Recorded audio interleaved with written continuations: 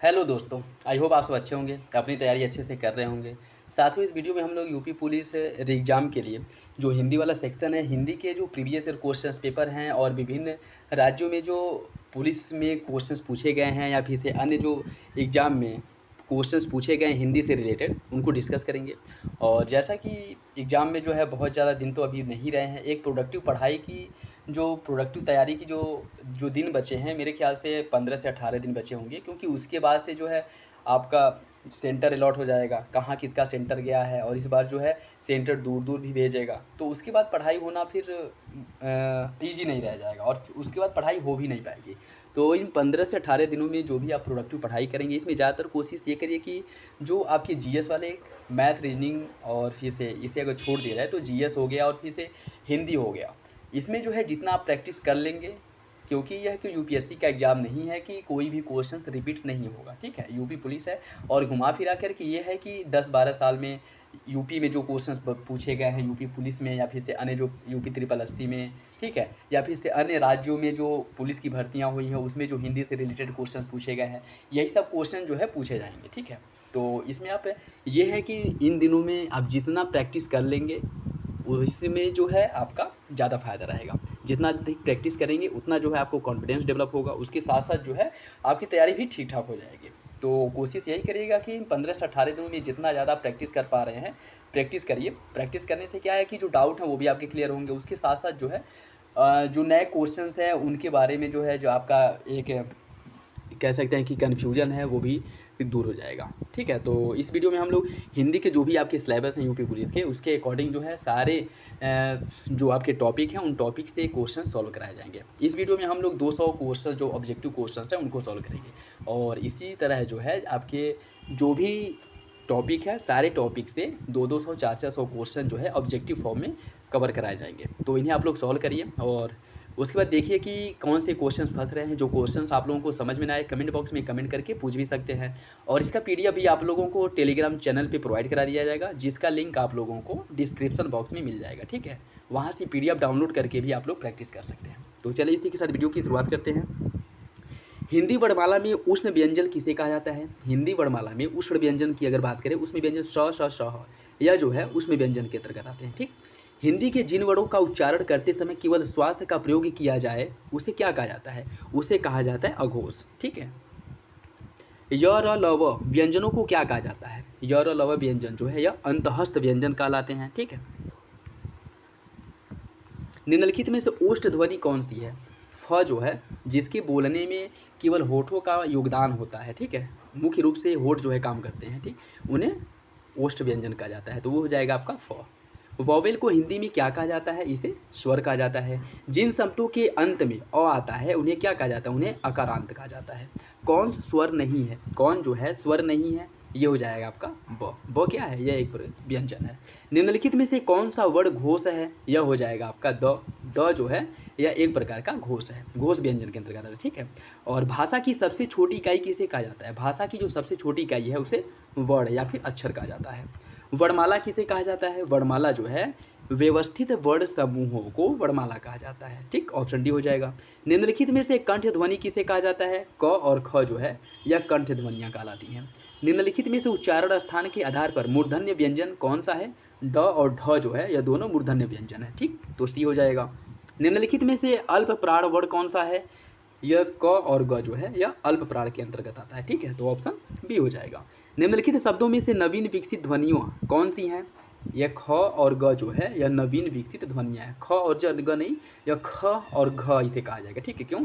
नीचे देखिए इसमें जो है एक वो लगा है, ठीक है, तो वो हो जाएगा आपका ख और ग। निम्नलिखित में से कौन सा घोष वर्ण है? निम्नलिखित में से कौन सा घोष वर्ण है? म जो है यह आपका घोष वर्ण है। निम्नलिखित में से एक वर्ण व्यंजन नहीं है। कौन जो है एक वर्ण व्यंजन नहीं है? उ जो है यह वर्ण व्यंजन नहीं है। निम्नलिखित में से कौन सी ध्वनि ओष्ठ ध्वनि नहीं है? त जो है यह ओष्ठ ध्वनि नहीं है। हिंदी भाषा में मूलतः वर्णों की जो संख्या है वह कितनी मानी गई है? 52 मानी गई है। निम्नलिखित में से नासिक के व्यंजन कौन सा है? नासिक के व्यंजन की बात करें तो यह र जो है ग जो है यह आपके नासिक के व्यंजन के अंतर्गत आता है। ये और ये वर्ड जो है क्या कहलाते हैं? इनकी अगर हम बात करें तो यह कंठ तालव्य के अंतर्गत आते हैं, ठीक है, कंठ तालव्य के अंतर्गत आते हैं। ठीक। निम्नलिखित में से किसे हिंदी की मानक वर्णमाला स्थान नहीं दिया गया है? श्री, यह जो है इसे हिंदी में मानक वर्णमाला में स्थान नहीं दिया गया, ठीक है, तो ऑप्शन सी हो जाएगा। निम्नलिखित में से किस शब्द के द्वितीय व्यंजन निम्नलिखित में से किस शब्द के द्वितीय व्यंजन है? पुनः, दिल्ली, इलाहाबाद या फिर उत्सव। दिल्ली जो है यह द्वितीय व्यंजन के अंतर्गत आता है, ठीक, ऑप्शन सी हो जाएगा। श श शह यह कौन से व्यंजन कहलाते हैं? श श शह इन्हें जो है उसमें या फिर संघर्षी व्यंजन कहा जाता है, ठीक। और जो 6 से 36 वाली ध्वनि है इसे जो है किस स्वर के अंतर्गत काउंट किया जाता है? इसे जो है संयुक्त वर्ण के अंतर्गत काउंट किया जाता है, ऑप्शन सी हो जाएगा। हिंदी शब्दकोश में जो 6 से 36 वाला 6 है इसकी क्रम जो है किसके बाद आता है? इसका क्रम जो है क के बाद आता है, ठीक, ऑप्शन ए हो जाएगा। ज्ञ वर्ण किन वर्णों के संयोग से बना है? यह बना है ज, नीचे हलंत रहेगा, और ज्ञ, इनके संयोग से ज्ञ बना है। निम्नलिखित में से अघोष वर्ण कौन सा है? स जो है यह अघोष वर्ण है। घ का उच्चारण स्थान कौन सा है? घ का जो उच्चारण है यह कंठ है। निम्नलिखित में से संयुक्त व्यंजन कौन सा है? ज्ञ जो है यह संयुक्त व्यंजन है। निम्नलिखित में से कौन सा वर्ण उच्चारण की दृष्टि से दंत्य नहीं है? ट जो है यह उच्चारण की दृष्टि से दंत्य नहीं है। कौन सा अमान्य वर्ण है? यह जो है आपका अमान्य वर्ण है, ठीक है। ऐसे किसी भी उच्चारण का उपयोग वर्तमान समय में हिंदी में नहीं किया जाता, ठीक है। 6 वर्ण किसके योग से बना है? इसकी अगर बात करें आधा क और ये पेट फरुआ वाला जो स है इसके योग से ये 6 से 36 वाला 6 बनता है। हिंदी वर्णमाला के स्वरों की कुल संख्या कितनी है? इसकी संख्या 11 है। निम्नलिखित में से कौन सा स्वर नहीं है? ज जो है यह स्वर नहीं है। निम्नलिखित में से कौन सा ट वर्ग का नहीं है? इसका हो जाएगा आपका घ, यह ट वर्ग का नहीं है, ठीक। बाकी ट, ठ, ड, ढ, ड़ यह जो है सभी ट वर्ग के अंतर्गत आते हैं, तो ये हो जाएगा डी हो जाएगा। हिंदी वर्णमाला में व्यंजनों की संख्या कितनी बताई गई है? हिंदी वर्णमाला में जो व्यंजनों की संख्या है वह 33 बताई गई है, बी हो जाएगा। निम्नलिखित में से कौन सा पश्च स्वर है? आ जो है यह पश्च स्वर के अंतर्गत आता है। खड़ी पाई वाले व्यंजनों का संयुक्त रूप कैसे बनाया जाना चाहिए? इसे जो है खड़ी चौपाई को हटा करके बनाया जाना चाहिए, ठीक, बी हो जाएगा। किसने या कह सकते हैं कि विसर्ग से बना शब्द कौन सा होता है? विसर्ग से बना शब्द जो है निह प्लस प्रिय जो है विसर्ग से बना है, नीचे विसर्ग लगा, ठीक, तो आपका बी हो जाएगा। इनमें से कौन सा वर्ण स्वर है? इसका संयुक्त हो जाएगा ए, यह जो है स्वर के अंतर्गत आता है। निम्नलिखित में से अंतःस्थ व्यंजन कौन सा है? यह जो है यह अंतःस्थ व्यंजन है। इनमें से ओ का उच्चारण स्थल कौन सा है? ओ का जो उच्चारण स्थल है वो कंठोष्ठ है, कंठोष्ठ, ठीक। च और छ वर्ण का उच्चारण स्थान कौन सा है? तालु। क ग ज और फ यह जो है नीचे जो हलंत लगा है, ठीक है, हलंत जैसा, यह जो है ध्वनियाँ किसके अंतर्गत आती हैं? यह जो है अरबी और फारसी के अंतर्गत आती हैं, ठीक है। जैसे क लिखा है, नीचे अगर बिंदी है तो ये सभी जो है अरबी और फारसी में ज़्यादातर इसका उपयोग होता है, ठीक है। तालव्य व्यंजन कौन सा है? देखिए च, छ, ज और झ यह जो है तालव्य व्यंजन के अंतर्गत आते हैं, तो हो जाएगा आपका ऑप्शन बी। कौन वर्ण घोष नहीं है? त जो है यह घोष वर्ण नहीं है। किस शब्द में री स्वर का उपयोग नहीं किया गया है? तो आज जो है इसमें री शब्द का उपयोग नहीं, बाकी कृष्ण, कृपा, दृष्टि इन सभी में जो है री शब्द का उपयोग हुआ है। किन ध्वनियों को अनुस्वार कहा जाता है? स्वर के बाद जो आने वाली नासिक ध्वनियाँ हैं उन्हें अनुस्वार कहा जाता है। ओ और औ किस प्रकार के वर्ण है? यह जो है कंठोष्ठ वर्ण है। हिंदी वर्णमाला में वर्ण कितने होते हैं? हिंदी वर्णमाला में वर्णों की संख्या 52 होती है, ठीक है, 52 होती है। स्वर ध्वनि के प्रकार कितने होते हैं? यह जो प्लुत भी होता है, दीर्घ होता है और ह्रस्व होता है, ठीक है, तो 3 हो जाएंगे, डी हो जाएगा। आधुनिक व्याकरण की दृष्टि से ब वर्ण का वैशिष्ट्य क्या है? यह जो है दृष्टि, स्पर्श, अल्पप्राण, घोष और निर्नुनासिक ये सभी जो है इसके अंतर्गत आते हैं। निम्न में से अर्धस्वर किसे कहा जाता है? यह जो है यह अर्धस्वर के अंतर्गत आता है। महाप्राण ध्वनियाँ व्यंजन वर्ग में किससे संबंधित है? यह जो है दूसरे और चौथे वर्ग से, ठीक है। दूसरा और चौथा वर्ग जो है महाप्राण के अंतर्गत आता है, जबकि पहला और तीसरा जो है यह अल्पप्राण के अंतर्गत आता है, ठीक, सी हो जाएगा। भाषा की सार्थक और लघुत्तम इकाई किसे कहा जाता है? ध्वनि को जो है भाषा की सार्थक और लघुत्तम इकाई कहा जाता है। इनमें से कौन व्यंजन अल्पप्राण है? कौन सा व्यंजन अल्पप्राण है? च जो है यह अल्पप्राण के अंतर्गत आता है, ठीक। इनमें से कौन सा वर्ण स्पर्श व्यंजन नहीं है? यह जो है यह स्पर्श व्यंजन नहीं है। निम्नलिखित में से कंठ ध्वनि कौन सी है? क और ख यह जो है यह कंठ ध्वनि है। वर्णमाला किसे कहा जाता है? वर्णों के व्यवस्थित समूह को वर्णमाला कहा जाता है, ठीक है। हिंदी की जो श ध्वनि है इस किसके अंतर्गत आती है? यह जो है तालव्य के अंतर्गत आती है। कौन वर्ण ओष्ठ नहीं है? वो आ जो है यह ओष्ठ के अंतर्गत नहीं आता, बाकी म, उ और ब ये सभी जो है इनका उच्चारण ओष्ठ में ओष्ठ के थ्रू होता है, ठीक है। मतलब कह सकते हैं कि इनके उच्चारण में ओष्ठ का योगदान होता है, तो ये सभी जो है ओष्ठ ध्वनियाँ हैं। अल्पप्राण ध्वनियों का समूह कौन सा है? च, ज और ज्ञ यह जो है आपके अल्पप्राण के अंतर्गत आती है। ठीक है, वर्ण शब्द का अर्थ नहीं होता है आकाश, बाकी रंग, जाति, अक्षर ये सभी जो है इन सभी को इंडिकेट करते हैं, लेकिन आकाश को इंडिकेट नहीं करते। ठीक है, तो बी हो जाएगा। कौन वर्ण घोष नहीं है? त जो है यह घोष नहीं है। किन ध्वनियों को अनुस्वार कहा जाता है? स्वर के बाद आने वाली नासिक ध्वनियों को अनुस्वार कहा जाता है। किस शब्द में री शब्द नहीं है? किस शब्द में री स्वर नहीं है? जो रिवाज है इसमें री शब्द का उपयोग नहीं किया, बाकी कृष्णा, कृपा, दृष्टि इन सभी में इसका उपयोग हुआ है। निम्नलिखित में से दंतव्य वर्ण कौन सा है? तो जिसमें हलंत लगा है यह जो है दंतव्य है। म का जो उच्चारण स्थान है क्या होगा? इसका उच्चारण स्थान है कंठ। हिंदी शब्दकोश के अनुसार संतान, सकल, सचल, सक्षम इस शब्दों का सही क्रम क्या होगा? देखिए इसका सही क्रम हो जाएगा संतान, सकल, सक्षम, सचल। ठीक, डी हो जाएगा। निम्न में से महाप्राण वर्ण क्या है? थ जो है यह महाप्राण है। देखिए क्वेश्चन पूछने का जो ट्रेंड है इससे हो सकता है कि क्वेश्चन का लेवल जो है पूछने का वो थोड़ा बढ़ा दे। ठीक है, तो आप लोग जो है इजी, मॉडरेट और जो आपके टफ हैं सारे क्वेश्चन जो है सॉल्व करके जाइए, उसे लगा करके जाइए और प्रैक्टिस करके जाइए, जिससे कि क्वेश्चन कैसे भी पूछे आप लोग अच्छा स्कोर करके आए। ठीक है, तो इसका क्या हो जाएगा? थ हो जाएगा।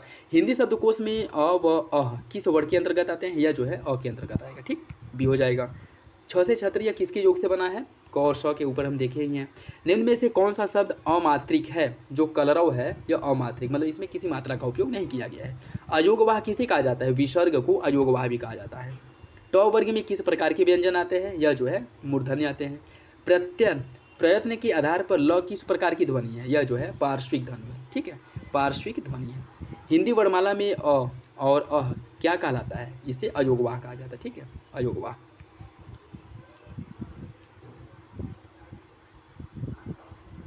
निम्नलिखित व्यंजनों में से कौन सा संयुक्त व्यंजन नहीं है? जो श है यह संयुक्त व्यंजन नहीं है। निम्नलिखित में से कौन सा व्यंजन स्पर्श संघर्षी है? आपका ज जो है यह स्पर्श संघर्षी व्यंजन है, तो सही आंसर हो जाएगा ऑप्शन ए। हिंदी वर्णमाला में व्यंजनों की जो संख्या है 33 होती है। हिंदी का शब्दकोश में जो छ का क्रम है किसके बाद आता है? यह क के बाद आता है। ठीक है, और ए के उच्चारण स्थान का जो नाम है, ए का उच्चारण कंठ तालव्य से होता है। निम्नलिखित में से कौन सा वर्ण अंतहस्थ नहीं है? ह जो है यह अंतहस्थ नहीं है। अघोष वर्ण कौन सा है? जो आपका श है यह एक अघोष वर्ण है। हिंदी की तालव्य ध्वनियाँ कौन सी हैं? जैसे च, छ, ज और झ यह जो है तालव्य ध्वनियाँ हैं। कौन सी ध्वनि अल्पप्राण है? त जो है यह अल्पप्राण है। त ध्वनि जो है यह अल्पप्राण है। हिंदी की स्पर्श, घोष, महाप्राण, दंत्य, व्यंजन ध्वनियाँ यह कौन सी हैं? जो थ है आपके हलंत वाला यह जो है इसके अंतर्गत आता है। ठीक है, हिंदी की स्पर्श, घोष, महाप्राण, ओष्ठ, व्यंजन ध्वनि कौन सी है? यह आपका भ है जिसमें हलंत लगा है। ठीक है, याद रखिएगा ये हलंत बहुत मायने रखता है, इससे जो है क्वेश्चन बहुत से गलत हो जाते हैं। ठीक है, निम्नलिखित में से कौन सा स्वर समृद्ध है? ई जो है ई समृद्ध है। हिंदी की मूर्धन्य ध्वनि कौन सी है? ट, ठ, ड, ढ यह मूर्धन्य है। हिंदी की ब ध्वनि जो है यह ओष्ठ ध्वनि है। ठीक है, ओष्ठ ध्वनि है। निम्नलिखित में से दंत ध्वनि कौन सी है? त जो है यह दंत ध्वनि है। निम्नलिखित में से कौन सा स्वर समृद्ध है? ई जो है ये समृद्ध है। निम्नलिखित ध्वनियों में कौन सी दंतोष्ठ है? दंतोष्ठ की बात करें जिसके उच्चारण में दांत और वोट दोनों का योगदान होता है, वो हो जाएगा आपका वो। ठीक, निम्नलिखित वर्णों में से कौन सा मूर्धन्य ध्वनि का उदाहरण है? तो ट, ठ, ड और ढ ये सभी जो है मूर्धन्य ध्वनियाँ हैं। श ध्वनि का उच्चारण स्थान क्या है? श ध्वनि का जो उच्चारण स्थान है वो तालव्य है। निम्न में से कौन सा व्यंजन पार्श्विक है? ल जो है यह पार्श्विक है। निम्नलिखित में से कौन एक संयुक्त व्यंजन नहीं है? देखिए संयुक्त व्यंजन की अगर हम बात करें, छ से छत्री, त्र और ज्ञ ये सभी जो है संयुक्त व्यंजन, लेकिन स जो है यह संयुक्त व्यंजन नहीं है। य और ल किस वर्ग के अंतर्गत आते हैं? यह सभी जो है अंतहस्थ के अंतर्गत आते हैं। ठीक है, निम्नलिखित में से अर्ध स्वर कौन सा है? यह जो है यह अर्ध स्वर है। इनमें से कौन सा संयुक्त व्यंजन नहीं है? देखिए संयुक्त व्यंजन की अगर हम बात करें तो फ जो है यह संयुक्त व्यंजन नहीं है। निम्नलिखित में से कौन सा व्यंजन पार्श्विक है? पार्श्विक की बात करें तो ल जो है यह पार्श्विक है। भाषा विज्ञान की दृष्टि से उ किस प्रकार का स्वर है? यह पश्च संयुक्त जो है पश्च संयुक्त है। ठीक है, ऑप्शन डी हो जाएगा। व का उच्चारण स्थान क्या है? व का जो उच्चारण स्थान है वह दंतोष्ठ है, ऑप्शन सी हो जाएगा। कौन सी ध्वनि महाप्राण नहीं है? महाप्राण की अगर हम बात करें तो ज जो है यह महाप्राण नहीं है। बाकी आपका ख, घ और झ जिसके उच्चारण में सांस अधिक मात्रा में बाहर निकलता है वो महाप्राण होते हैं। ठीक है, या कह सकते हैं जिसके उच्चारण हम आसानी से कर लेते हैं वो अल्पप्राण, जिसके उच्चारण में हमें श्वास अधिक बाहर निकालना पड़ता है, अधिक जो है जोर लगाना पड़ता है, वो महाप्राण कहलाती है। ठीक, तो ज जैसा बोलेंगे ज, और जब बोलना होगा ख तो ज़्यादा घ, झ, ठीक है, तो ये सभी महाप्राण है, जबकि ज क्या है, अल्प प्राण है। किस वर्ग का उच्चारण स्थान कंठ तालव्य है? ये आपका ए जो है, इसका उच्चारण स्थान कंठ तालव्य है। निम्न में से कौन सा व्यंजन संघर्षी है? ह जो है यह संघर्षी है। निम्न में से कौन सा व्यंजन स्पर्श संघर्षी है? ज जो है यह स्पर्श संघर्षी है। विसर्ग से बना शब्द कौन सा है? जो निश्री है, यह विसर्ग से बना शब्द है, बी हो जाएगा। तालव्य व्यंजन कौन सा है? जो च, छ, ज और झ है, यह आपका तालव्य व्यंजन है। कौन वर्ण घोष नहीं है? त जो है यह घोष वर्ण नहीं है। किस शब्द में री स्वर का उपयोग नहीं किया गया? देखे ही हम लोग ऊपर, आज में जो है इसका उपयोग नहीं किया गया। नेक्स्ट देखिए, यहाँ से जो है विराम चिन्ह क्या कि से रिलेटेड जो क्वेश्चन है उनको हम लोग देखेंगे। किस वाक्य में विराम चिन्ह का उचित प्रयोग नहीं किया गया है? मैं मनुष्य में मानवता देखना चाहती हूँ, उसे देवता बनाने की मेरी इच्छा नहीं है। यह दूर से बहुत दूर से आ रहा है, सुनो सुनो वह गा रही है, प्रिय महाशय मैं आपका आभारी हूँ। देखिए इसका सही आंसर हो जाएगा ऑप्शन सी, सुनो सुनो, यह जो है आपका गलत हो जाएगा। बाकी तीनों विकल्प जो है वो सही है। निम्न में से कौन विराम चिन्ह का प्रकार नहीं है? विराम चिन्ह का जो प्रकार होता है, निर्देशक होता है, लाघव होता है, विवरण होता है, लेकिन उपदेशक नहीं होता है। ठीक, तो सी हो जाएगा। जहाँ वाक्य की गति अंतिम रूप से ले, जहाँ वाक्य गति अंतिम रूप ले, विचार के तार टूट जाए, वहाँ किस चिन्ह का प्रयोग किया जाता है? वहाँ जो है पूर्ण विराम का उपयोग होता है। ठीक है, तो डी हो जाएगा। विराम चिन्ह प्रयुक्त होता है किस में? विराम चिन्ह की अगर हम बात करें तो संयोजक चिन्ह के रूप में इसका उपयोग किया जाता है। विराम का अर्थ क्या होता है कि ठहराव या रुकना। ठीक, ठहराव या रुकना। और कामता प्रसाद गुरु जी के अनुसार श्री राम विराम चिन्हों को किस भाषा से लिया गया माना जाता है? विराम चिन्ह की अगर हम बात करें तो यह अंग्रेजी भाषा से लिया गया। ठीक है, ऑप्शन बी हो जाएगा। श्री कामता प्रसाद जी के अनुसार विराम चिन्ह की संख्या कितनी बताई गई है? विराम चिन्ह की संख्या 20 बताई गई है। अल्प विराम चिन्ह इसमें से कौन सा है? देखिए अगर अल्प विराम की हम बात करें, यह जो है आपका अल्प विराम का चिन्ह है। ठीक है, ऑप्शन ही हो जाएगा। आशीष राहुल राजा शुक्ल और वैभव अपने कार्य में संलग्न है, इस वाक्य में उचित विराम चिन्ह क्या होगा? इसमें जो है मुख्य रूप से अल्प विराम का उपयोग किया जाएगा। ठीक है, अल्प विराम का, क्योंकि यहाँ पे थोड़े थोड़े समय के लिए ठहराव है, तो ये हो जाएगा। आनंद घर आया, थोड़ी देर रुका और चला गया, इस वाक्य में उचित विराम क्या होगा? इसमें भी अल्प विराम का उपयोग होता है। ठीक,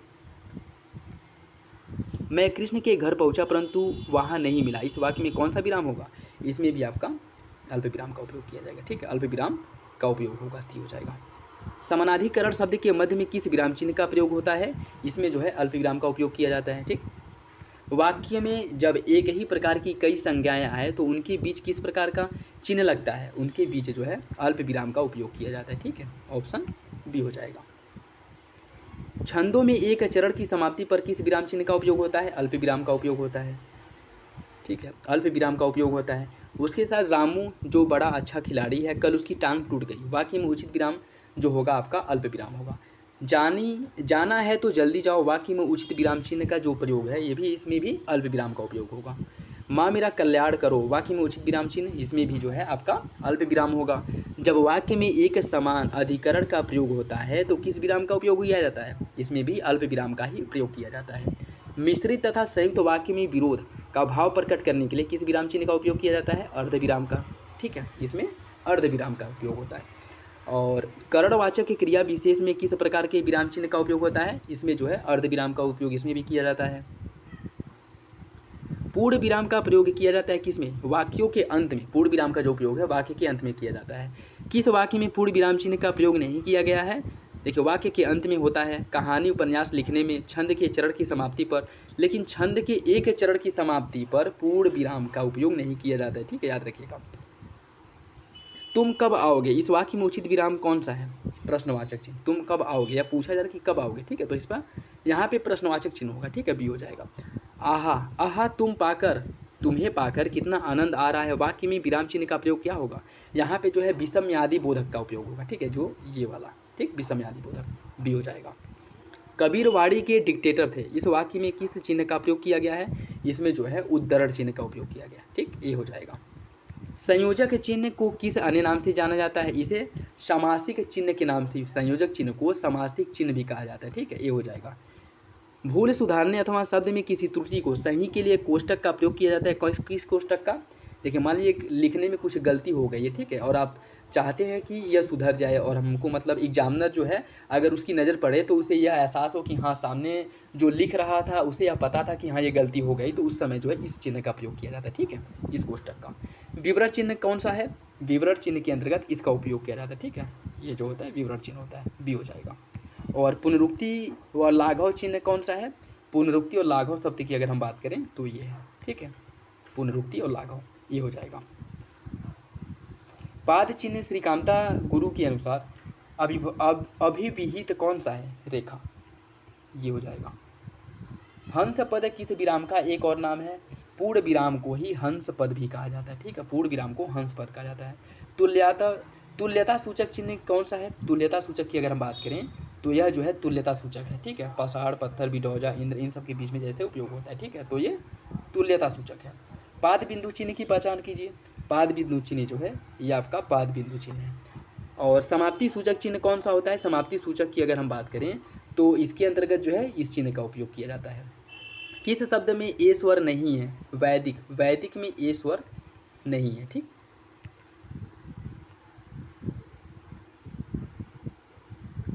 किसी बड़े अंश का संक्षिप्त रूप दर्शाने के लिए किस चिन्ह का प्रयोग किया जाता है? लाघव चिन्ह का संक्षेप सूचक चिन्ह का उपयोग होता है, ठीक है। सही विराम चिन्हों वाला वाक्य कौन सा है? छी तुमने तो नाम ही डुबो दिया, यह जो है सही है, ठीक है, सी हो जाएगा। जहाँ योजक चिन्ह का प्रयोग नहीं करते हैं, जहाँ योजक चिन्ह का प्रयोग नहीं करते हैं वो कौन सा है? दो संयुक्त क्रिया एक साथ प्रयुक्त हो तब। रीतिवाचक और परिमाणवाचक क्रिया विशेषण में प्रयुक्त दो अवयवों में, जब क्रिया की मूल धातु के साथ प्रेरणार्थक क्रियाएं आए, या फिर कर्मधारय समास से बने शब्दों में योजक चिन्ह का प्रयोग किसमें नहीं होता है? देखिए, जब कर्मधारय समास से बने शब्दों के योजक चिन्ह का प्रयोग इसमें नहीं होता है, ठीक है, डी हो जाएगा। किसी कठिन शब्द को स्पष्ट करने के लिए किस विराम चिन्ह का उपयोग किया जाता है? कोष्टक का, कोष्टक का, ठीक है। देखिए, ये था लास्ट क्वेश्चन।